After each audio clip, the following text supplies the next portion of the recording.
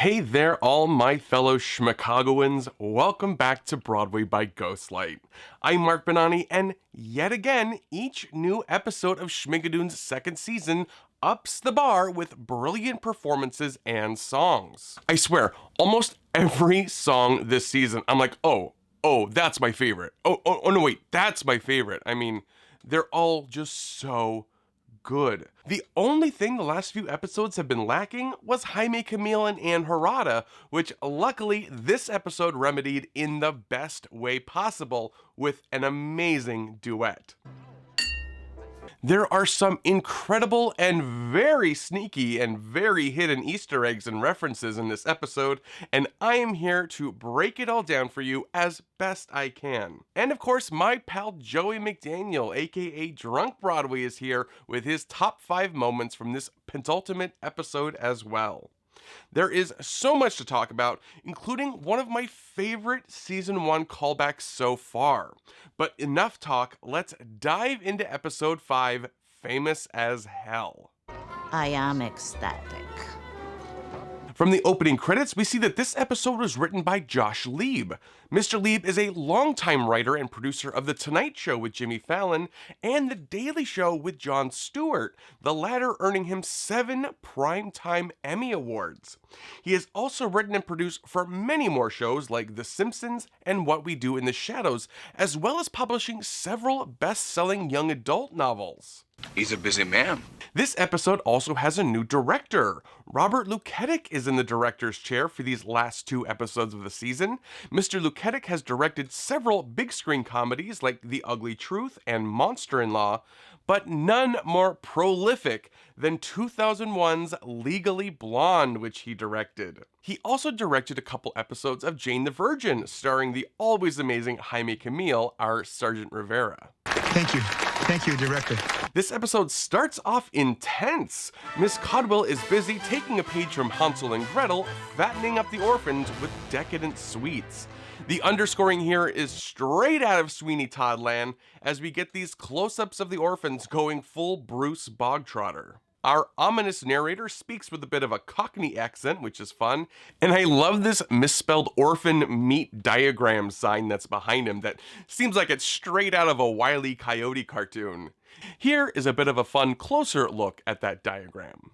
But okay, there is meat there. The narrator is holding fresh meat, and later in the episode there's a shot of Dooley butchering something very bloody. So, are we sure he didn't kill a few orphans already? You okay, Francois? Does anyone have eyes on Francois? Oh no. And we see there's some tension between love-struck Topher and his ignored tribe. And Krat is there as well, just being evil. What a great little catch-up Welcome to Schmicago reprise this episode. I really hope these are all included on the official soundtrack when it's finally released on May 3rd, the day of the finale. If you look behind Titus here, you can see an old advertisement for the Victoria Theatre Vaudeville. This is the side of the Krat Club, so I'm guessing that this was called the Victoria before Krat took it over. Mel returns to the club. She greets Max, still in his cow costume. Oh, I thought it was a horse. Max was the name of the owner of the Kit Kat Club in Cabaret. She also greets someone named Fred, likely a nod to Fred Ebb of Candor and Ebb. And Madame Frau informs Mel that she is taking the star spot at the club that afternoon. I mentioned this in an earlier breakdown, but the wonderful Anne Harada based her accent, partially at least, on Madeline Kahn's Lily von Stupp from Blazing Saddles, and it's really prevalent here. I love it. I am ecstatic. Tired of being admired. And we transition to our first number of the episode, It's My Turn Now. A really beautiful song sung to perfection by Cecily Strong. Yes, there's no more maybe, 'cause baby, it's my turn now. This is definitely an homage to Maybe This Time from the Cabaret film. Maybe this time I'll win.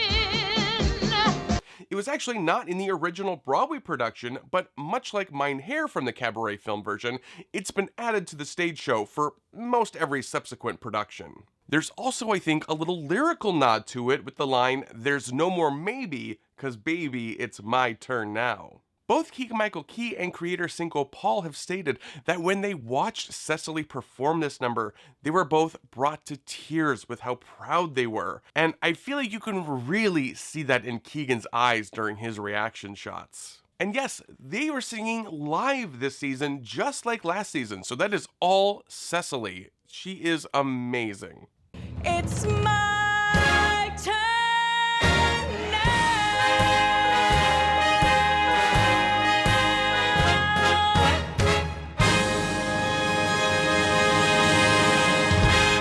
An earnest, touching number for sure, but there is one hysterical moment where Melissa channels Sally Bowles with that clap. And then there's Krat, who at the beginning of Melissa's songs has this massive steak in front of him, and by the end of the number, there's nothing but a bloody T-bone. Here's hoping that this didn't come from Dooley Blight. When Krat intensely applauds Melissa, it definitely gave me some Orson Welles and Citizen Kane vibes. Also, something several of you have pointed out to me with Octavius Krat's name. Autocrat? Brilliant. Well.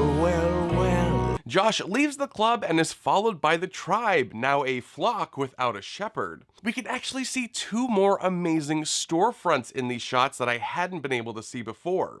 There's a pawn shop where one can apparently pick up diamonds, watches, jewelry, furs, teeth, and hopes and dreams. This is the Cy Coleman Pawnbroker. Cy Coleman was a beloved musical theater composer, writing the scores for shows like Little Me, On the 20th Century, Barnum, and City of Angels, to name but a few. In Schmicago, Cy Coleman is represented by probably his most well-known musical, Sweet Charity.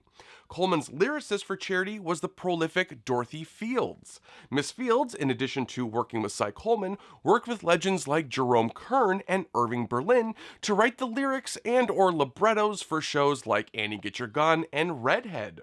She also wrote the lyrics for standards like On the Sunny Side of the Street, Pick Yourself Up, and I Can't Give You Anything But Love. Miss Fields gets her own storefront in Schmicago next to Cy Coleman's. It's really hard to see in the episode, but I was fortunate enough to be given some great pictures of it from production. You can see it's Fields' breathless corsets. At the bottom, it also says baby sizes available, which is hysterical. And above that, at the law offices of Bobby Flanagan, one of the signs reads, "Comfortable using legal jargon." Besides this being just a really funny line, it's also a little nod to this episode's director, Robert Luketic, who, as I mentioned, directed the beloved comedy Legally Blonde. I feel comfortable using legal jargon in everyday life. I object. Josh attends to Marissa's injured foot. He's brought a basin of water and some cloths, definitely evoking the whole Jesus washing feet thing. And as the narrator will literally pop in and out to hype up, the tribe believes Josh has healed the lame and there's been a miracle. All a clear nod to Jesus and Jesus Christ Superstar. They desperately want Josh to lead them, and I love that Michael shouts out, "I have drugs." And maybe it works because Josh agrees to lead the tribe, which leads us to the thrilling episode title song, Famous as Hell. Famous as famous as famous as hell. Dear Lord, I loved this number. I'm so glad Titus gets another song, and he freaking kills it. This song is very much referencing a couple of different songs from Jesus Christ Superstar. First off, it's a bit of Heaven on Their Minds with those killer guitar riffs.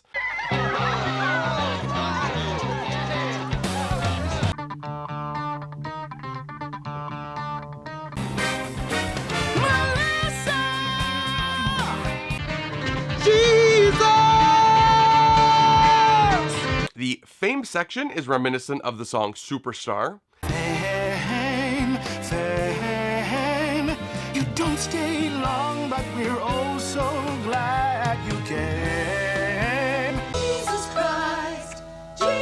Christ, who are you, what have you sacrificed? And the enraptured crowd definitely has a Simon Zelots feel to it. And my people say, Hey, hey, Josh. Oh my gosh. Give me your head to anoint. Give me your feet to wash. Christ, you know I love you. Did you see our way? I believe in you and God, so tell me that I'm saved. At the club, we can see that Josh has given Melissa a sweet little bouquet of daisies with a note saying "Love ya, Josh," spelled L-U-V. Meanwhile, Krat has given her a couple dozen red roses signed "Love, Krat." And Melissa and Josh are living for their new roles. Melissa is feeling her oats, kicking this drink out of this guy's hand, a great shot. I also love this little scene with Josh helping Michael make a peace sign. Josh's face here is so great. Then there's the great rhetorical question bits, which not only were hysterical, but Titus again sends me to the moon with them. Yes, it is another good rhetorical question. Josh then leads not only the tribe in protest against Krat, Water, and Power, but it looks like the workers of the power plant as well and some of the townspeople. They're holding signs, a few reading "Down with Krat" and others reading "Up with Josh." Some others say Krat is a crud, all spelled with K's, pollution is a bummer, and my favorite, one that says "My outrage can't fit on this sign."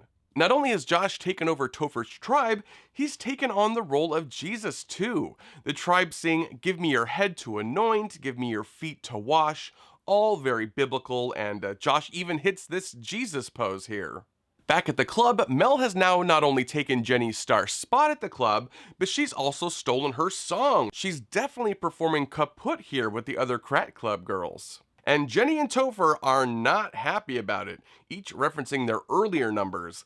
This leads to everyone recapping both their current motivations and their big songs this season. Even Joanne is there, now singing her iconic line. We get this great Brady Bunch style split screen of everyone singing. One of my favorite bits this whole episode happens here with Joanne. I'll play her bit close up with just her lines and the lyrics she sings.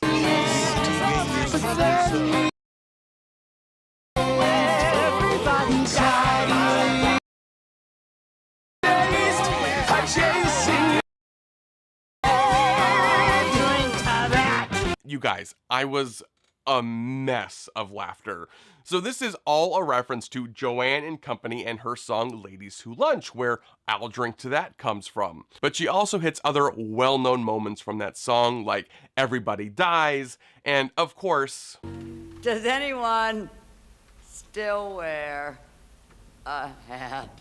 I still wear a hat. It was a rhetorical question. Sorry. Everyone individually is so good here in their little boxes. I highly recommend going back and watching each square. There's some fun lines and some actually great versions of their songs. But one split-second moment I do want to highlight is Kristen Chenoweth, Miss Caldwell. After she lets loose that gorgeous high soprano, she does this sassy little neck move like, yeah, I just did that. I love it. Let's talk costumes for a second. Josh has gone from his dark black and gray outfit to this bright blue and yellow number. And Melissa dons this gold gown that made me at least think of Barbra Streisand in Hello, Dolly. This would be the third movie musical adaptation starring Miss Streisand that Melissa's outfits have taken inspiration from. And I don't care, I'm saying it again, Titus Burgess destroyed this number. Obsessed.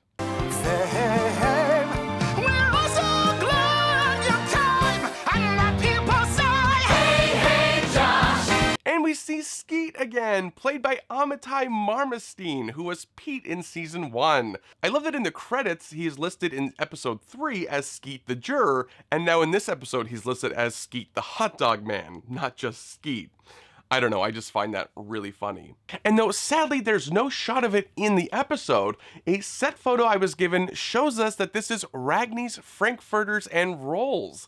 This is a nod to Jerome Ragni, who wrote the book and lyrics to the musical Hair and was its original burger. Another great nod to a musical theater legend. Josh and Melissa assess their success at bringing happy endings, but when it comes to Krat, they say this. I'm starting to think that was a red herring. Yeah, right? A lot of people in the comments have suggested that Krat being evil has been a red herring this whole time.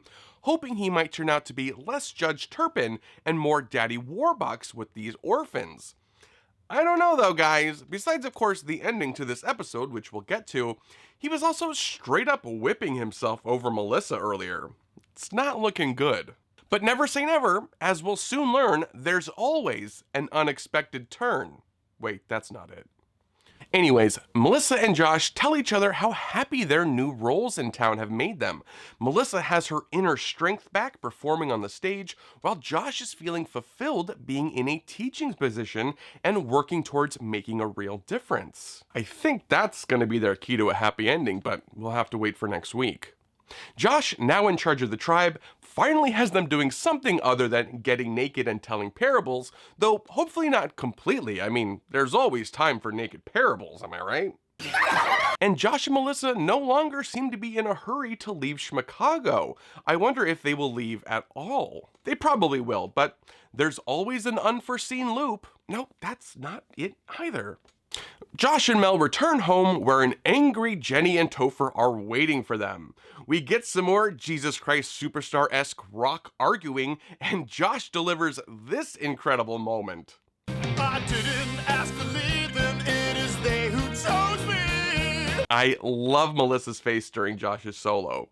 And again, Topher is hysterical with this moment. Is that supposed to make me feel better? 'Cause it doesn't. And then I think everyone's favorite moment from this episode, Topher lays this heavy insult on Josh. A sourdough almond flour, sour macaroon. This is an amazing twofold joke. First off, it's clearly referencing the jaded Mandarin line that Judas sings in Jesus Christ Superstar. Like a jaded, jaded Mandarin. That in its own is amazing, but it's also one of my favorite season 1 callbacks so far.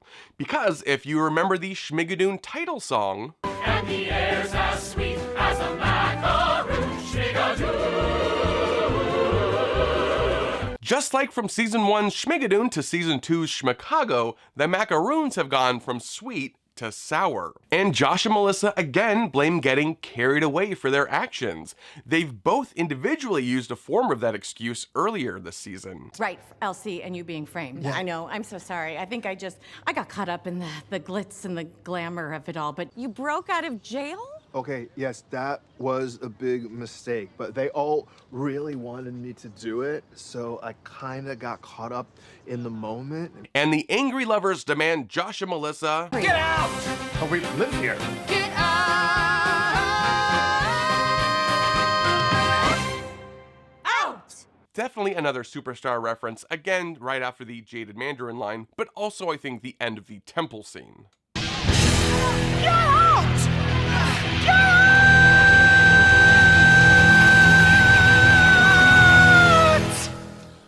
Also, can we talk about Jenny's new hippie look? I love it. Plus, her hair has magically grown, which we've seen from Josh is a Schmicago ability. So the put-out couple is put up by Miss Caldwell. I love these little inversions from season 1. Before, Josh and Melissa had to relocate due to Mildred Layton, and now it's Miss Caldwell giving them a place to stay. There was also a similar flipping in the beginning of the season. In season 1, early on, Melissa was paired up with Danny and Josh with Betsy. But in Schmicago, Melissa was initially paired up with Jenny and Josh with Topher. I'm not sure that was really intentional or not, but I find it fun. Miss Caldwell's outfit reminds me a bit of Nancy's classic red dress mixed with Mrs. Lovett's Act 2 opening outfit in Sweeney Todd. And the spread that these orphans have. Where did all the money for this food come from? And then there's this sweet little scene where some of the orphans give Miss Caldwell a gift. These are the same 3 orphans Miss Caldwell tried to sell Melissa initially when they first met. Melissa and Josh start getting a weird feeling about things, especially after visiting Dooley and his many knives. We also see that his giant new meat grinder has arrived. They showed this giant meat grinder in the trailer and I pointed it out in my trailer breakdown. I recently saw the Broadway revival of Sweeney Todd with Josh Groban and Annalee Ashford, and in it they brought out a big meat grinder that looked just like this one, and I immediately thought of Schmicago. Josh and Melissa try to sleep on what's clearly a child's bed. Josh knows something is up, but Melissa dismisses it. It's so brilliant having had Melissa leave Sweeney Todd early as a kid, which she references again later in this episode. I told you I couldn't sit through Sweeney Todd. I thought it was just a fun joke, but it really comes into play with her not knowing what a terrible idea it is to put Sweeney Todd and Miss Hannigan together. A great line here from Melissa about having a 12-show day the next day. Like, even in the vaudeville era, that's a lot of performances. But Josh convinces her to investigate Dooley's butcher shop. Melissa says this hysterical line, I feel like I'm on the cover of a Nancy Drew book. and she's definitely not wrong. They're also wearing these giant pajamas, and though not really period appropriate for Schmicago, it really reminded me of the pajama game. They look for some clues and find this box of sausage casings, and if you look close, you can see the brand is Men Love Meat. Of course, a nod to Mayor Menlove, Alan Cummings' character last season, and it's a delicious double meaning. Men love meat. Get it? I'm a homosexual. Thanks to an amazing, helpful source in the production team, we can see that there is actually a ton of Easter eggs in this butcher shop. There's Leighton minced meat, D. Bailey's corned beef, and even Pete gets in on the action with Pete's pork and beans in tomato sauce. You be you, Pete. I cannot get over the detail put into this show. The set department, prop department, all of the art departments on this show, bravo, top notch. I see you, we see you, and we appreciate you. They spot a sign, again with the misspelling of orphan, and the names Sam and Camille, but also Honey. I have no idea why Honey is in there. Another amazing photo shared with me shows that this sign is actually much bigger than what was shown in the episode, and it lists all the names listed in the Good Enough to Eat song. And Josh and Melissa finally realize what is going on. Say it. They're gonna turn orphans into sausages. And they're caught red-handed by Dooley and Miss Codwell. And I love this red light reflected in the window that looks like a bright red splash of blood. It's a great touch. And just like the birds hanging in the window, Josh and Melissa appear to be dead ducks, but there's always a curve. Nope. Oh. No, they're in no danger. As Miss Codwell explains, they don't kill people, just orphans. Well, orphans are people. Not in this state. Josh correctly clocks that Dooley doesn't really want to kill the orphans, he wants to kill Krat. Dooley says this, Krat is the man my blade hungers for. Krat's blood is the only thing that can slake my thirst for vengeance. In the musical Sweeney Todd, Sweeney expresses sort of a similar sentiment when initially denied Judge Turpin. And I will get him back even as he gloats. In the meantime, I'll practice on less honorable throats. Dooley also has this amazing line. God made them meat. I'm just making them into sausage. So good. Josh and Mel take a sidebar, and I love that Josh can just kind of conjure the narrator at will, even though he's on break, so he's no help. And they come up with a plan to save the orphans and bring Krat to some sort of justice. There's an amazing moment when Dooley says to Miss Codwell that he knows how much she wants these innocent children to perish, but Miss Codwell seems to have a slight change of heart. Notice she touches the ribbon the orphans gave her that's now in her hair. A lovely little touch. I also love how she calls Dooley Mr. Blight. In Sweeney Todd, Mrs. Lovett often refers to Sweeney as Mr. Todd. Back at the Krat Club, we can see the current act on stage. These two interesting women that seem like a cross between Baby Jane and the musical Sideshow. They are billed in the credits as the Bernstein twins. I'm assuming a nod to the great Leonard Bernstein, composer of West Side Story and lots of other musicals, besides, of course, an illustrious career in classical music in general. The music playing underneath the twins is a sort of jazzy version of Good Enough to Eat, which is a hysterical choice of song to give them. And I just love Madame Frau's face here watching them. And Sergeant Rivera brings up a proposal to Uncle Octavius, but is flat out rejected. Just let him perform at the club, Otto. Come on, we're all waiting for it. Sergeant Rivera heads to the bar and commiserates with Madame Frau. I really hope we learn their backstory, because there's clearly some interesting history there and what they've been through together. And then we get this duet that is a pure bop. There's always a twist. There's always a twist. When it begins, it's always good. But then it goes on and on. Much longer than you ever thought it would. So when they say it lasts much longer than they ever thought it would, they're of course talking about the broken promises and the heartbreak and all the disappointments they've gone through and stuff like that.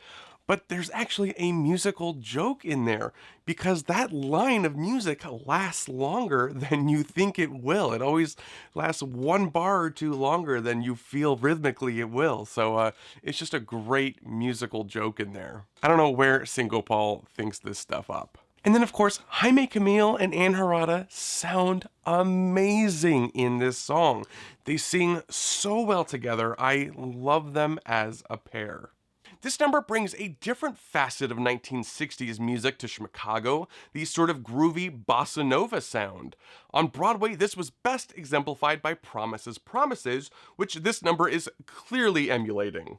Promises, Promises, based on the classic Billy Wilder film The Apartment, had a score by 60s pop legends Burt Bacharach and Hal David. There's Always a Twist doesn't seem to really be referencing one particular number from Promises, Promises, at least to my ear.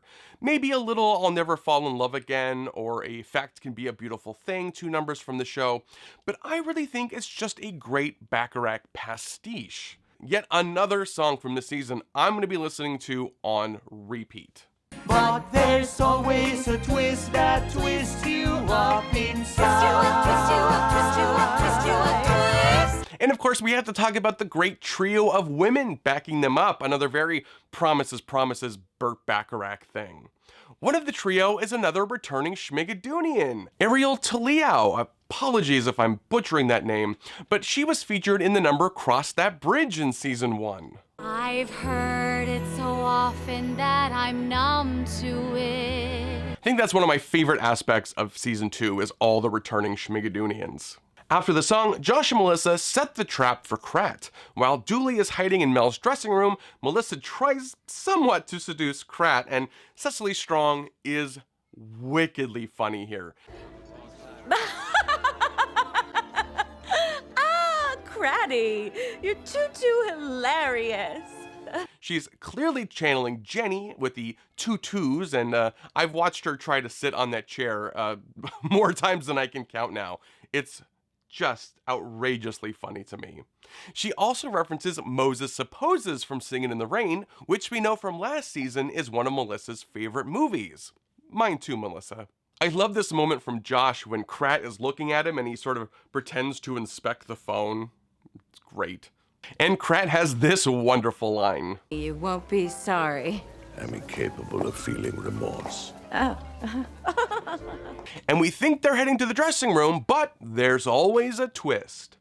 Nailed it. Krat abducts Melissa and threatens Josh's life unless she marries him, and Josh has been taken away at gunpoint by Sergeant Rivera, and it's all witnessed by Dooley and Alex the hippie. And that is where this episode ends. Yikes! We got a twist and a cliffhanger. Why do you do this to us, Schmigadoon?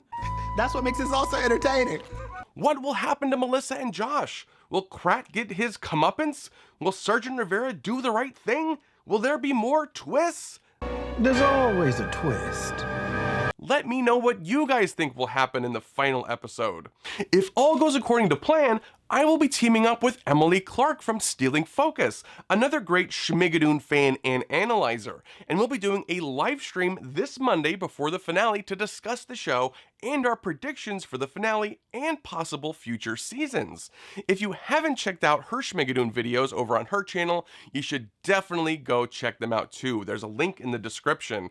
Her and her husband bring such a great humor and a really cool performer's perspective to their Schmigadoon Schmiganalysis.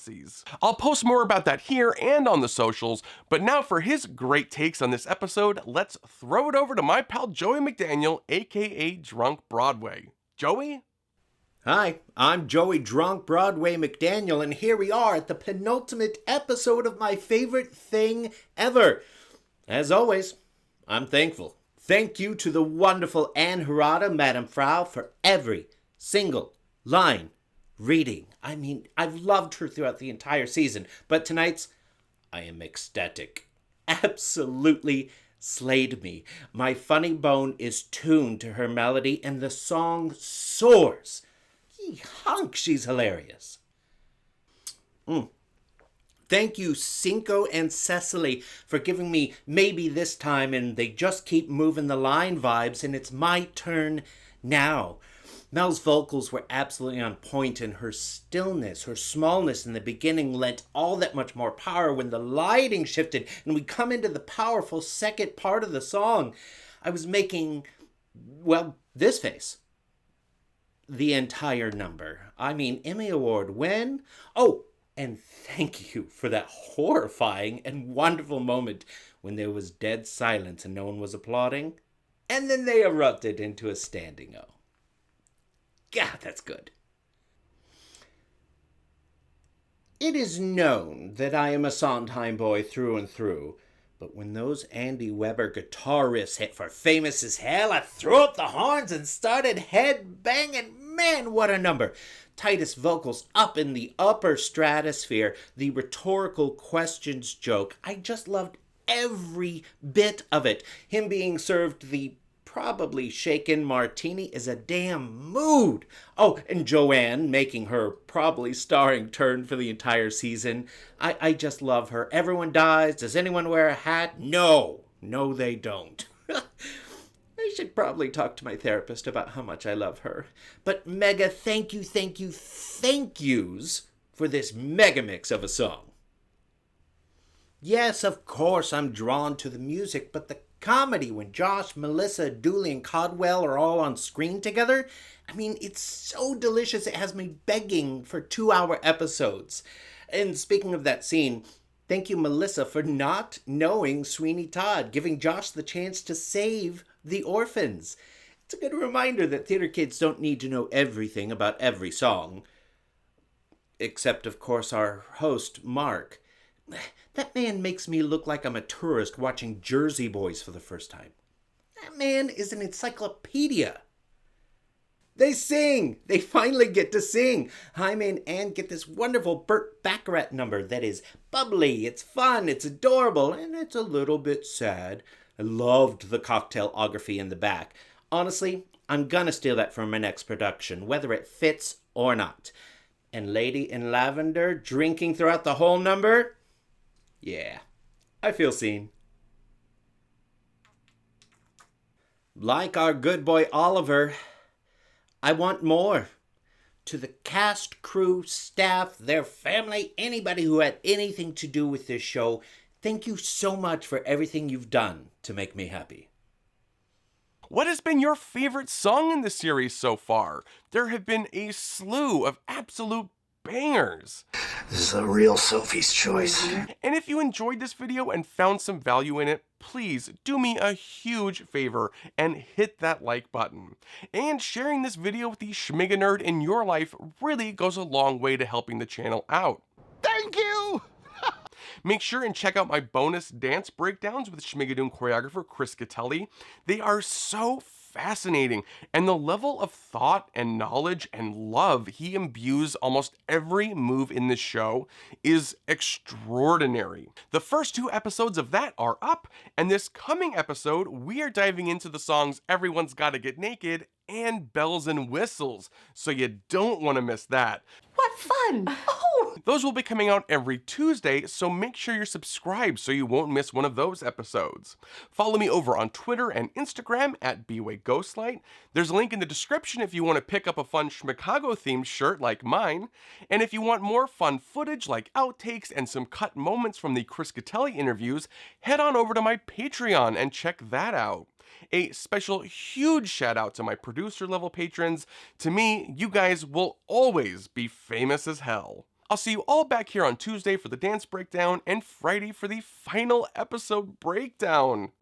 No, God! No, God, please, no! No! No! I know. But until then, this is Broadway by Ghostlight. I'm Mark Bonanni. Thanks for watching. Sour.